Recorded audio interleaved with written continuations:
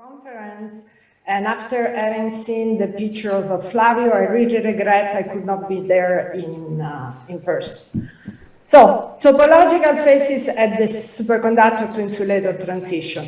After the beautiful lecture of Professor Binocur, I do not need to introduce the seats anymore, but I would like just to fix a few points.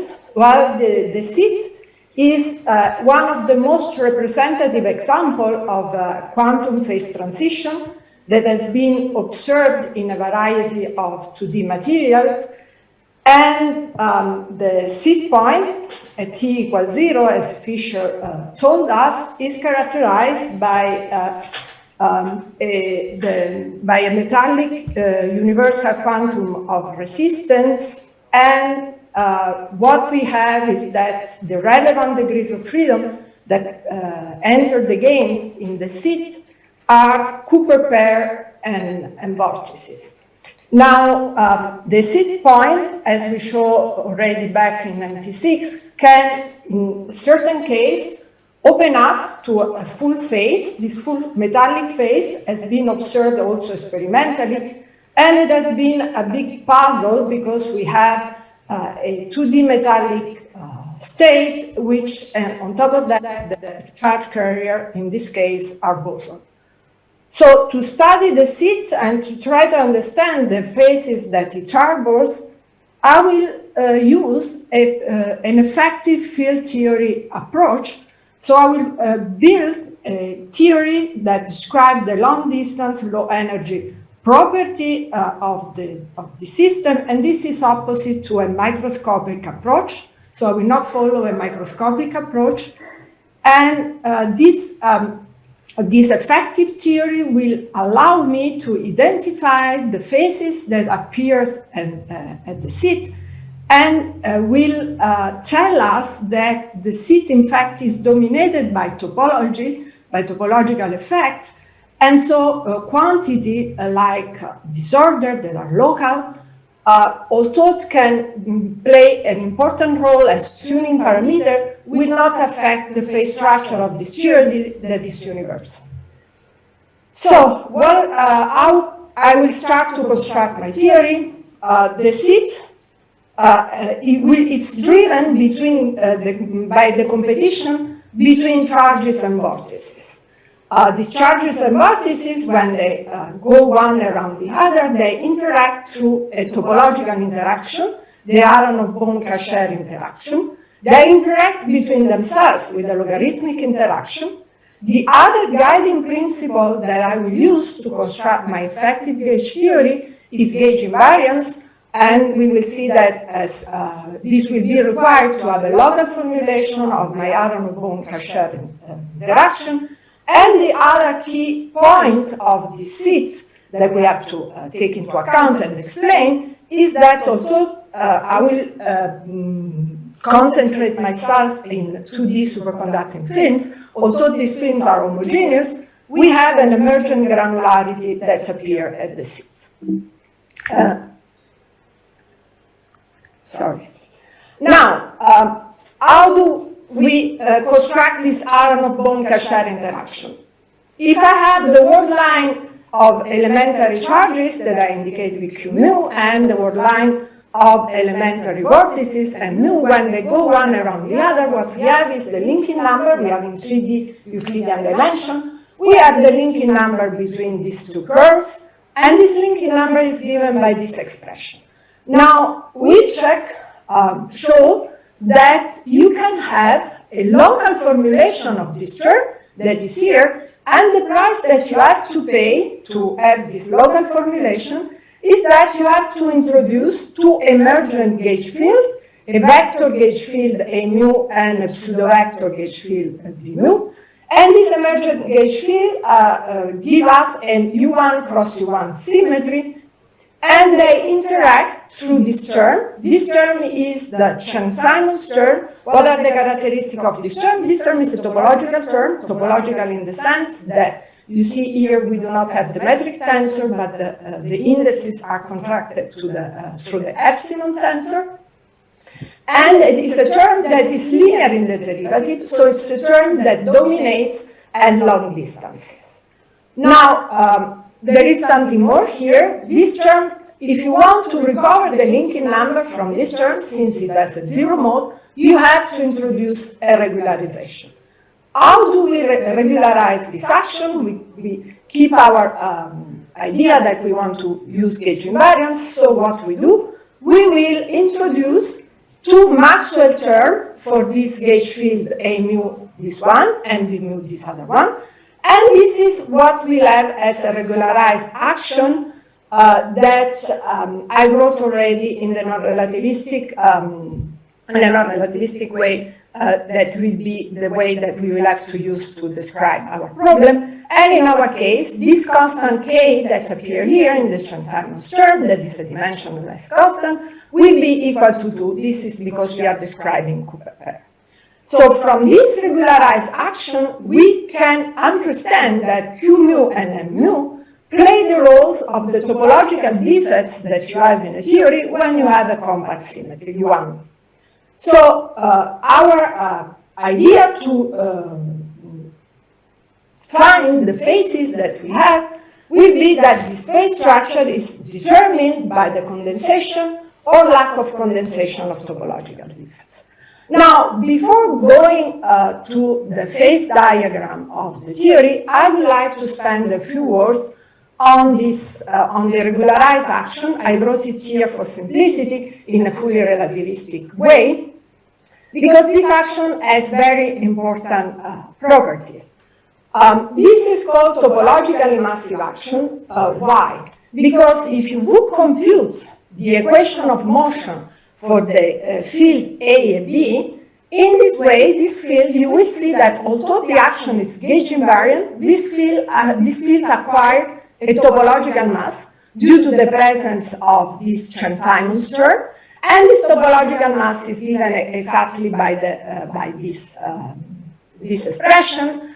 And a way to understand why a mass arises is because in 3 dimensions, this coupling constant that appear here in the Maxwell term have the dimension of the mass. Now, you will tell me something that has the dimension of a mass is naively irrelevant, but if you want to correctly quantize this theory, and if you want to correctly reproduce the limit in which the topological mass goes to infinity, then you have to take this term into account. So this term, as we will see, they will enter in the phase structure of the theory. So this will be my gauge theory to describe the seat.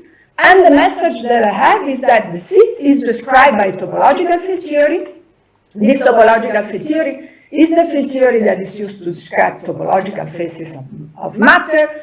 And this is exactly, and the fact that you have a topological mass that arises here, although we don't, there is an alternative mechanism to the X mechanism to give mass to the gauge field, is what makes this theory suitable to describe topological phases of matter that are characterized by a gap.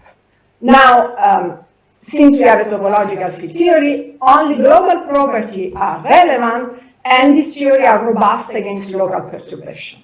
So this is the first sign that disorder that affects local property, although plays an important role as a tuning parameter, as Finkelstein showed, cannot have influence on the long-distance property of the seat on the phase structure. Now, so as I told you, from this gauge theory, that is a compact gauge theory that has topological defect, we have been able to compute the quantum phase diagram of our theory. Now, this is the phase diagram that we have. As you see, we have 3 phases that appear. We have a parameter G that I will explain to you in a moment what it is, that drives the transition. And in our model, we have been able to identify a new parameter eta. This eta is proportional to it's a function of the Chern-Simons mass, the lattice spacing, because since I have a compact gauge theory, to study this gauge theory, I have to use a lattice. I can use as a possibility, and this is what we choose, a lattice regularization, so we have a lattice spacing, and we have the velocity of light in the material. This eta parameter play a very important role because you see that it discriminates between a direct transition between these two phases, what we call the superinsulating phase and the superconducting phase, and the case in which a metallic phase appears in between. This is the Bose-metal phase that, as I will show to you, is nothing else than the bosonic topological insulator. Now, I say that is the condensation or lack of condensation of topological defects that determine the phase structure. So the superconductive phase will correspond to the phase in which we have the electric topological excitation that condenses. The superinsulating phase instead will be the phase in which we will have the magnetic condensation. As Valeri beautifully explained in his talk, these are the magnetic monopole. This is a phase in which we have magnetic monopole condensation. Now, since we are in 2 + 1 dimension, this magnetic monopole will be instanton. We will see in a moment what they are. And this instanton that form a plasma phase. Okay? And this intermediate phase is nothing else than the phase in which both excitation, in which we have no condensation of neither electric nor magnetic topological excitation. This phase transition line, this phase transition, as we will see, are quantum BKT transition, while here we have a direct transition between the superinsulator and the superconductor. Now, what is this parameter G? In our gauge theory description, there is an Eaton parameter. This Eaton parameter, dimensionless parameter, is nothing else than the ratio between the two coupling constants for the Maxwell term, and this G parameter essentially measures the relative strength between the Coulomb interaction between Cooper pair and vortices.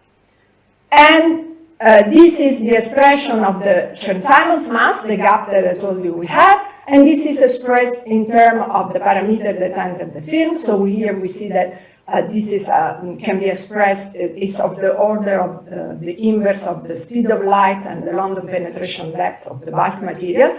And these are EV and EQ expressed in terms of the parameter of the film. D is the thickness of the film. Now, just a few words on the superinsulating phase that was beautifully introduced also by Valeri. As we say, this is a phase in which we have a condensation of magnetic monopole instanton, and this condensation, as Polyakov beautifully explained, confine charges, cause a linear confinement of charges through an electric strings. So we have a linear potential that binds this charge, and this phase can be described using what is an effective string theory, the confining string theory.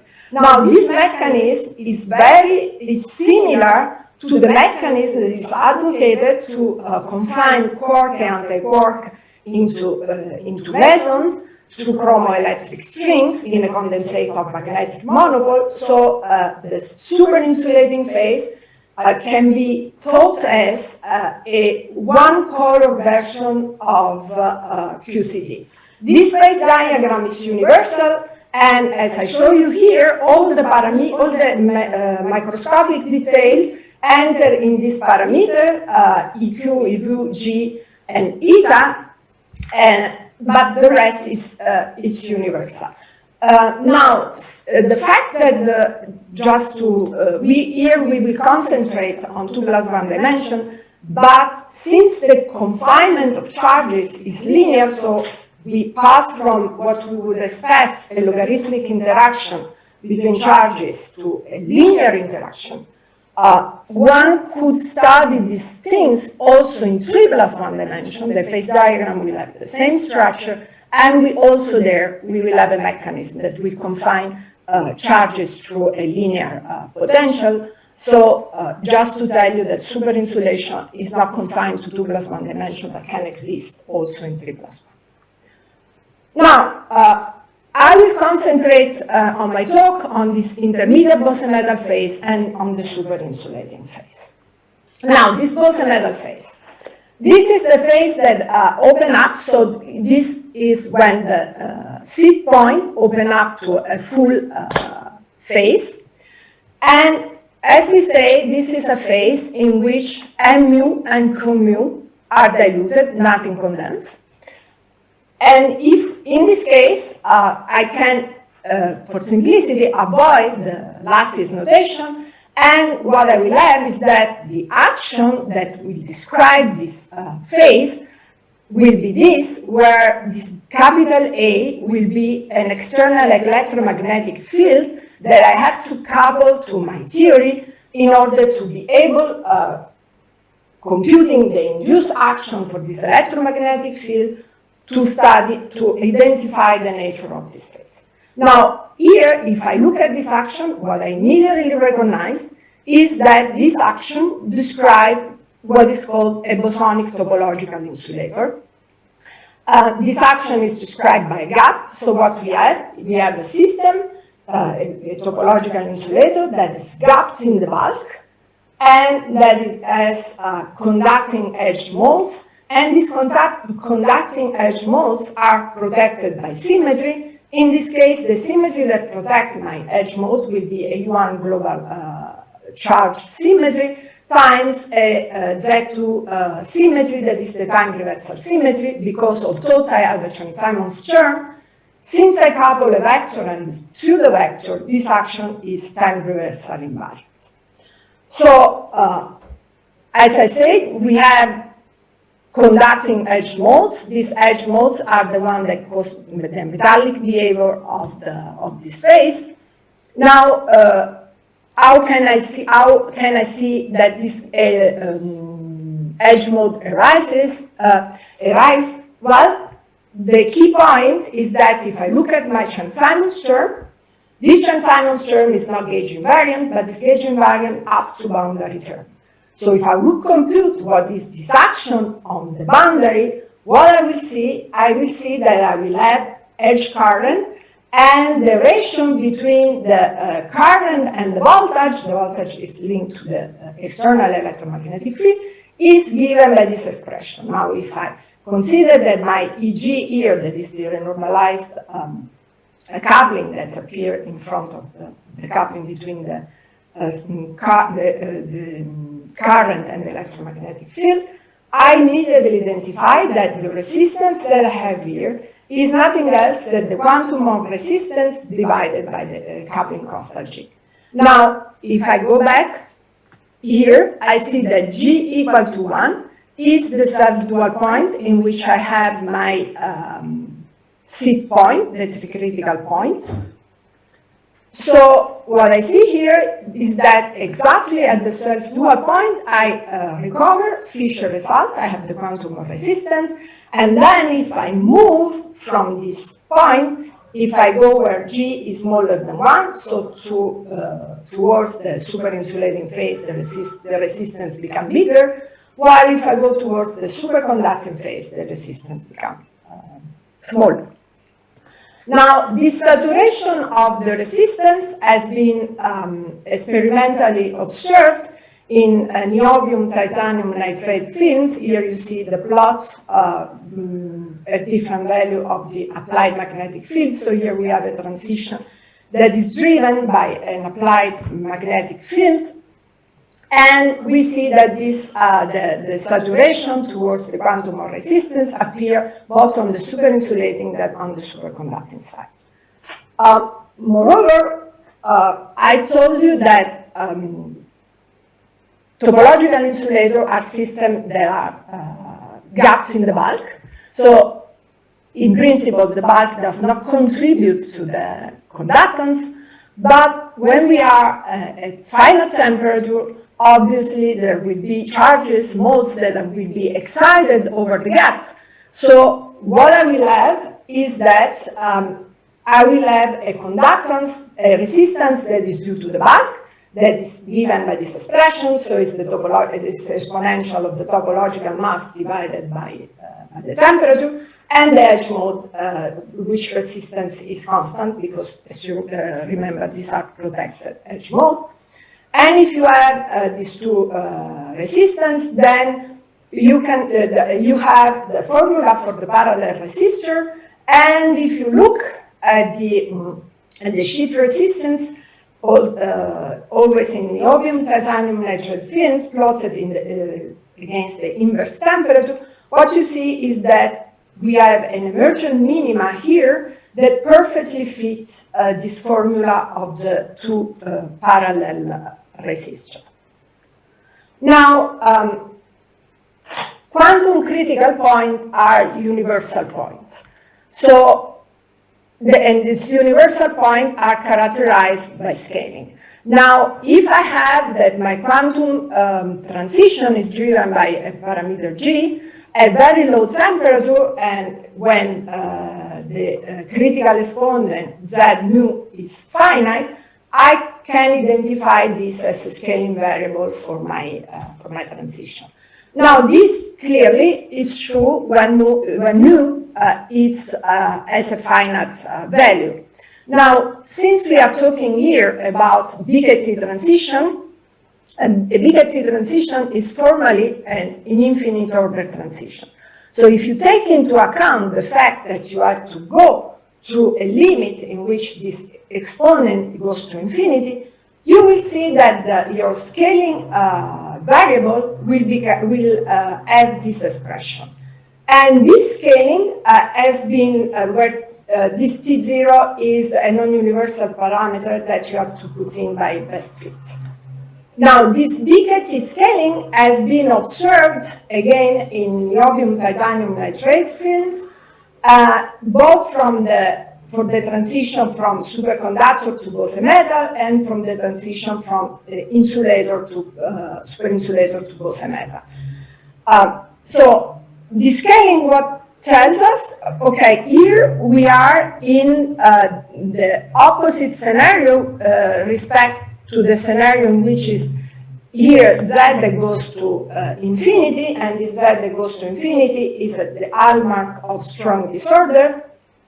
Here we have mu that goes to infinity, and if we think about the Harris criterion, this tells us that disorder, although it plays a role as a tuning parameter, does not affect the large-scale property and the phase structure around the seat.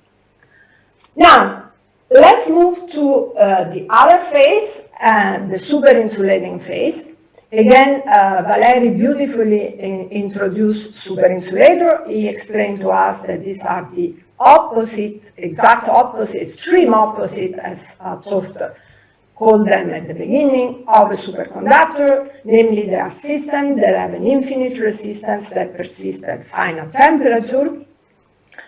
And so, how we can study and identify this phase? Again, we will go back to our gauge theory, couple it with an external magnetic field, and compute the effective action.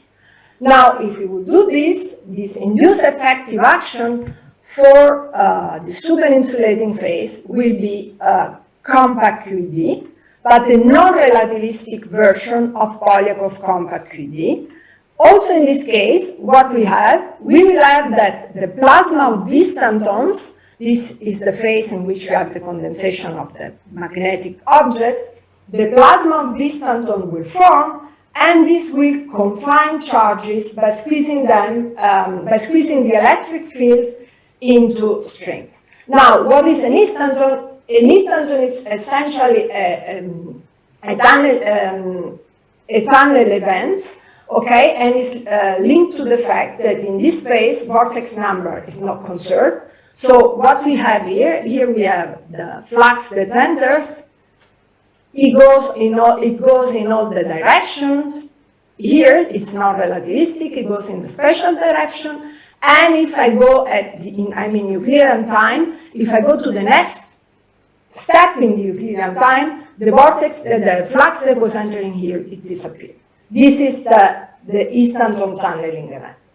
If I would compute in these non-relativistic limits the the action for this instanton plasma, what I will see is that they interact with the inverse of the 2D Laplacian, and they have an effective coupling here, E effective, that goes like 1/G. Now, near the sixth, what we have is that we have a logarithmic, this tells us that we have a logarithmic interaction between this instanton, and they undergoes a quantum BKT transition. This, with the temperature reverse, because remember here, we are in the quantum case, so this plays the role of the temperature, and this is the inverse of my coupling constant G. So what I have is that when G is less than the critical value, we have deconfined instanton. These instanton are deconfined. We can, and they can confine charges. So we have charge confinement. While when they are confined, we have the charge liberates. So now, very quickly, because I think I'm running out of my time, another important fact of the presence of instanton is that instanton disorder the system. They create an endogenous disorder, and this disorder has the effect of giving a mass to the photon.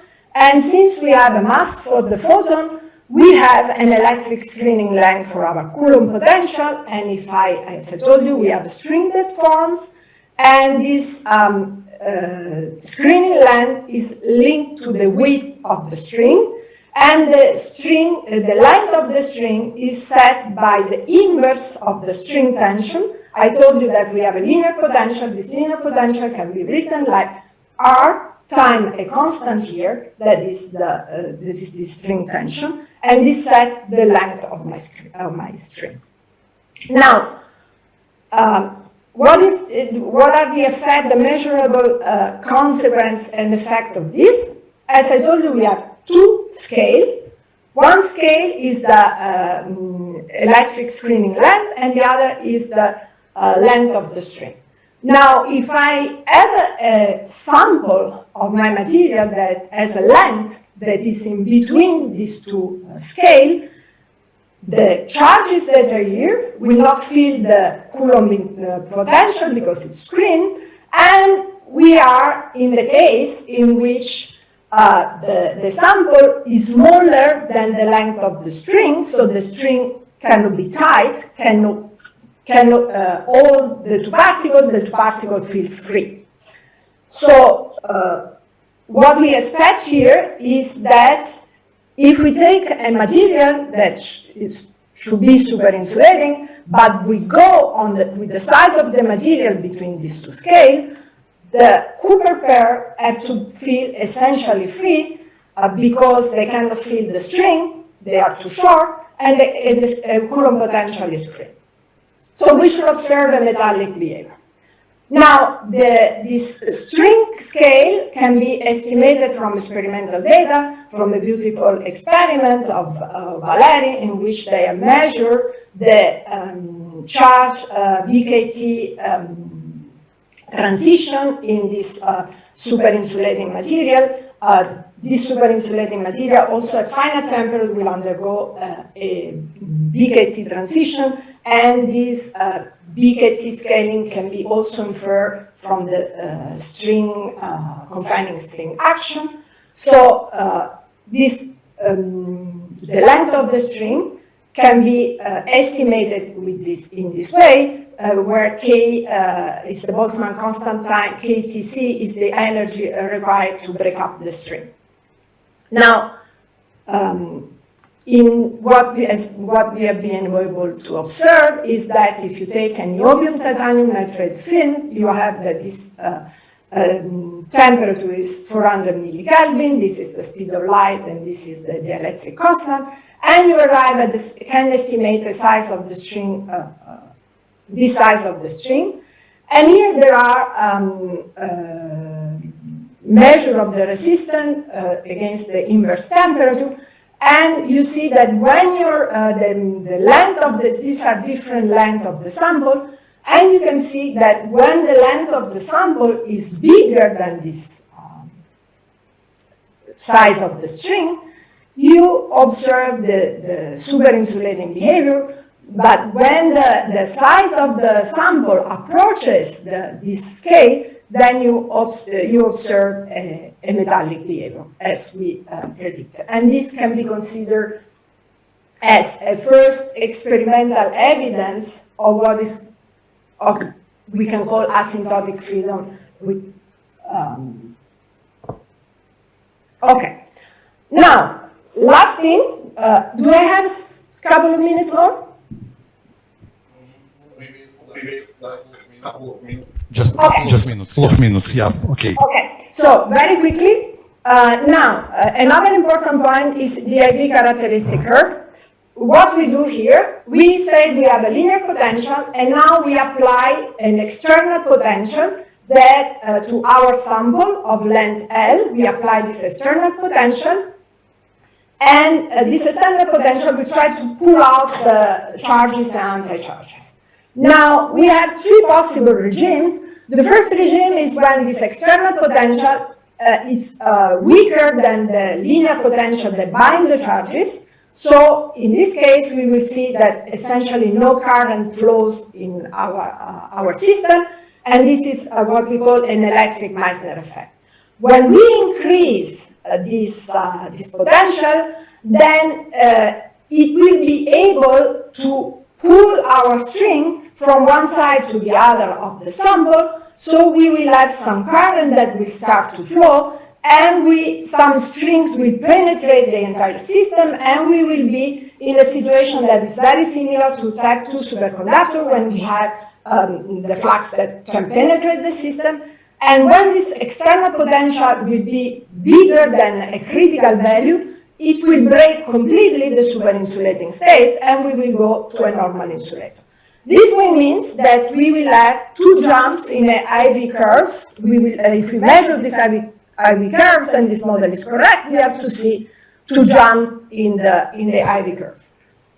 These are the measurement that has been done in niobium titanium nitride films, and for the smaller sample were too noisy, but for 3 samples, we have been able to effectively observe the two jumps.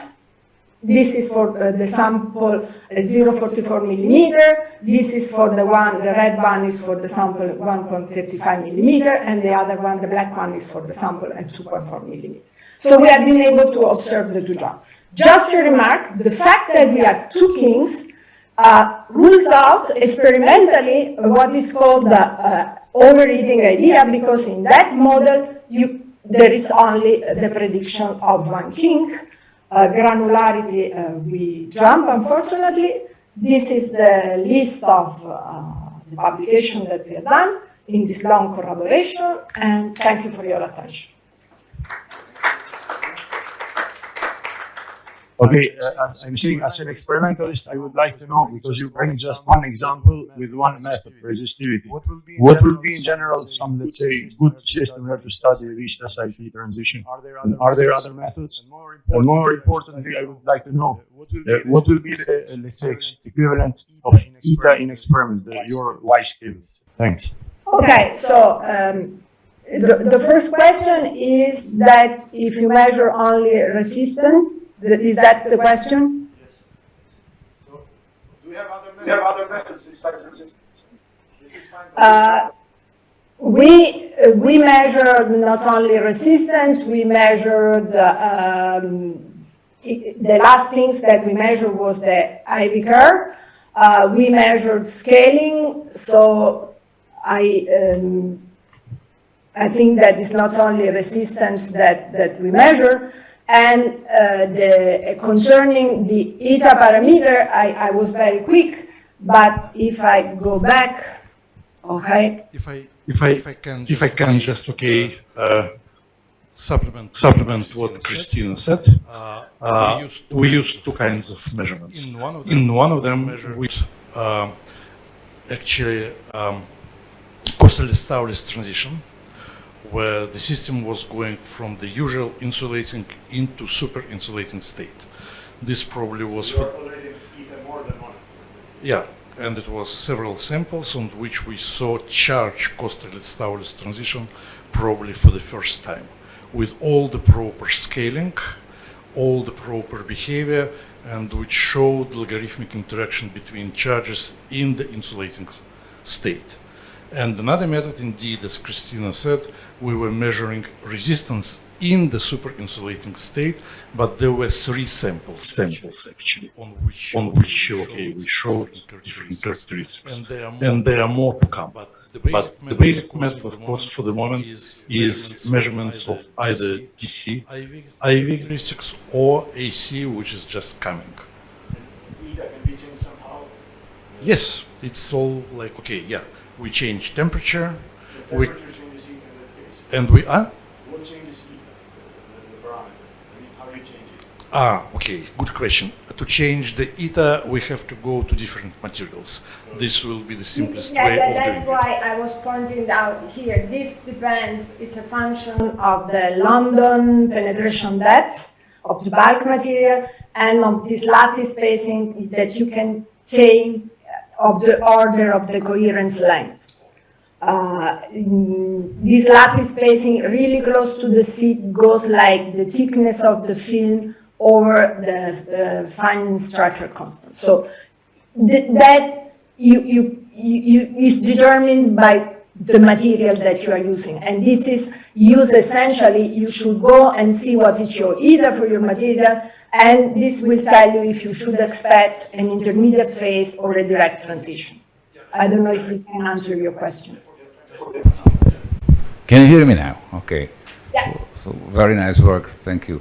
I have a very similar question what was before, not now about the STM characteristics of these three different phases which you discussed. Do you have some proposal, for example, in this Bose-metal phase, what will be the STM density of states, homogeneous? You know this, all these discussions about this emergent granularity on the insulating side, on metallic side, and all this.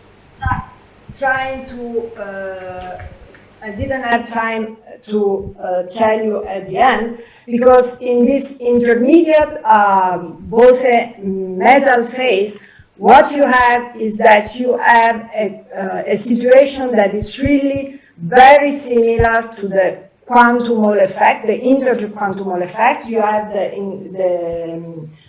resistance quantum that plays the role, the longitudinal, it's an equivalent, longitudinal equivalent of the transient resistance, and the opening up of the Bose metal, it can be compared to the opening up of a plateau in the quantum Hall effect. So what you have here, you have